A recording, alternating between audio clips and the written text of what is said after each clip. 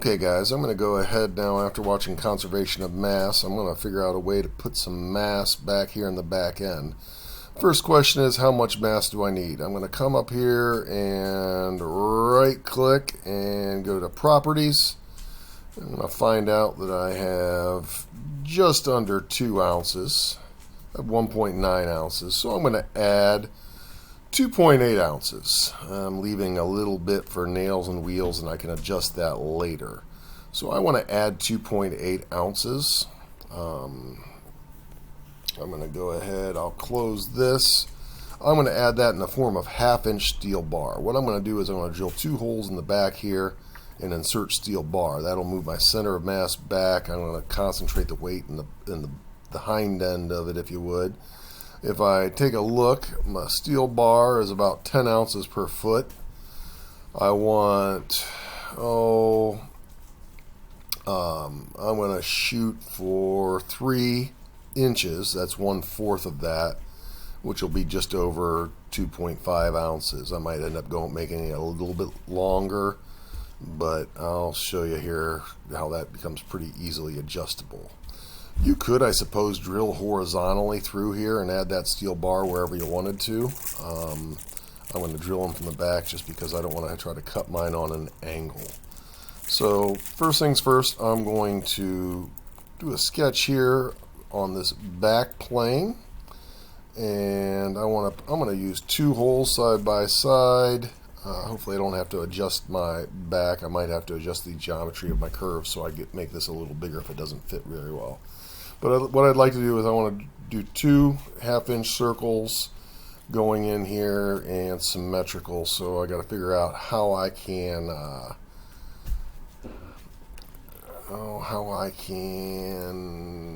do a line. So I can project. So create, project. I'm gonna look at create this point here, that line there. Okay, now I'm going to draw a line straight down from that intersects that line.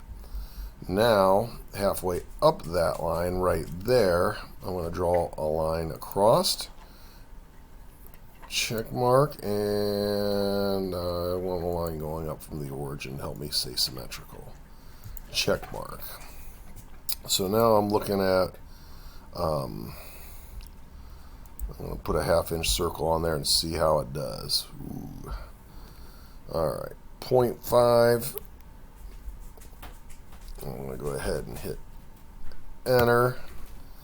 And then I'm going to slide this over a little bit. That actually doesn't bother me too much at all. I'm going to go right there.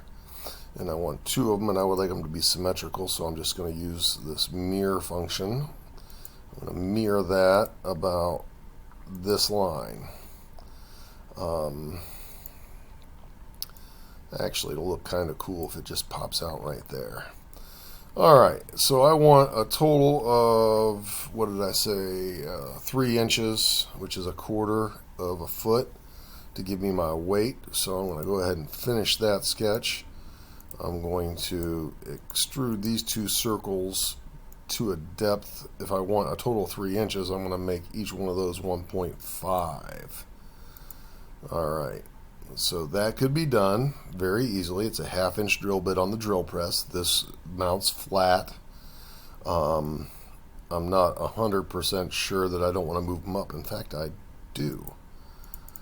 I'm going to go back and edit this sketch, and I'm going to take that constraint off. Right there. I'm going to delete that constraint and then move this up a little bit and hit OK, because I actually think that looks cooler. I'm going to have a little bit of rounded top on there. Okay, so let's see. I'll turn off this sketch here. Alright, so now I'm going to add steel. Alright, so this has to be a new component. It cannot be a joint. I can't just extrude this. I'll show you what I mean. So I am going to right click and I'm going to add a new component. This is completely, and this will be steel. I'm going to go ahead and hit OK. And then I am going to extrude this circle and this circle. And I'm going to extrude it out. How far? Well, 1.5 inches. I'm going to hit OK. Now, it has me working. If I come up here and I want to see everything, I'll come up to this top level. When I'm working on, I don't know if I like that or not. I think I like that. And if not, I'll just adjust my curve on a sketch in a while. I'm going to go back to the steel, and I'm going to make that steel. So now I'm going to go to Modify, Physical Material. Let's go to Metal, and I'm going to scroll down. Now, I don't want to suggest that steel is steel, but in the case of this, it doesn't really matter.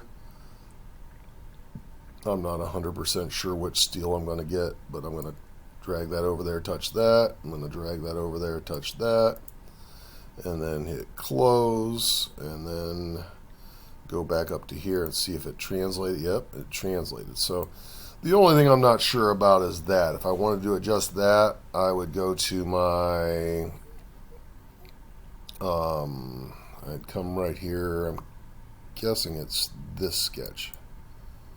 Nope. I'm going to try this sketch. Yeah, and what I would do is I would just move that up a bit and then hit check, and now all of a sudden you can see it stays buried. But I can adjust after the fact. And I like that. It's still flowing and curved. Let's go ahead now and check my overall weight. I'm going to come up here and I'm going to go to Properties.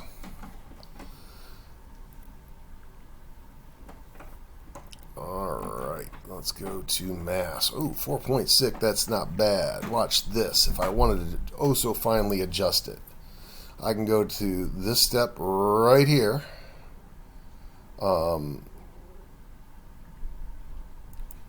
Which would be this, which set the depth of that. If I wanted to make it a little more, I'm just going to move it up to 1.6 inches there.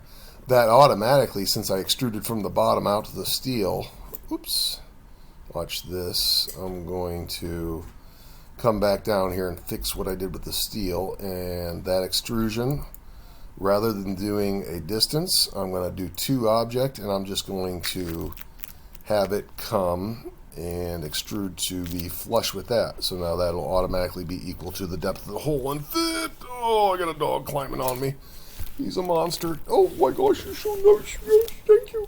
Alright, let's go back up here. I added, let's see, 1/15. Well, that should have made my, it should have made my mass more on Earth, so they're interchangeable. Yeah, 4.8. But now I can fine tune by just going and adjusting this depth here. I can make it, whoops, a little bit deeper, or, buddy, you got to stop. By making it a little deeper or shallower, it's there. Let's take a look at where my center of mass is. So I'm going to come up here. I want that to be maybe an inch in front of my wheelbase, which will help me decide where to put my wheelbase. Alright, I'm going to go Properties. Oh, man. Then go. Stay off, bud. Alright, center of mass. Alright. So. Oh my gosh, this is going to be pretty hard to interpret.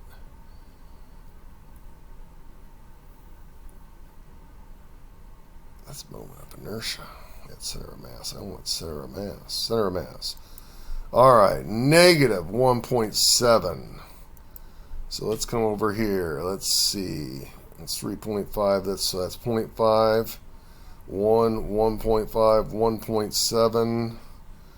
Ooh, boy, I'd have to move that back there. But these are half-inch increments on here if this whole thing's 7 inches. So it's 3.5 inches there in a 7 division, so that's a half inch. So negative 1.7 puts me here. It puts me right on this line here. That's a little far back. So I might either consider... I'll wait until the wheels are on before I make a decision, but I'm a little bit forward of where my wheels are. My wheels, if I went to the back edge of this, I could make an inch back. Yeah, if I put my wheels back here on the back side towards the rear of this plane, I could have about an inch, which might be working out. If you go back too far, what can happen is your front end can tip up, and I don't want that. Wheels will have a minimal effect on that. Actually, putting wheels there and wheels there will move it forward. So, all right, point is this is easily adjustable if you constrain the steel. If you just, when you right click and you create your steel, if you constrain it and you just grab the bottom of that hole and bring it up, that will indeed do a pretty nice job of keeping everything nice and flush. So that's my technique, and we can go into greater detail on that.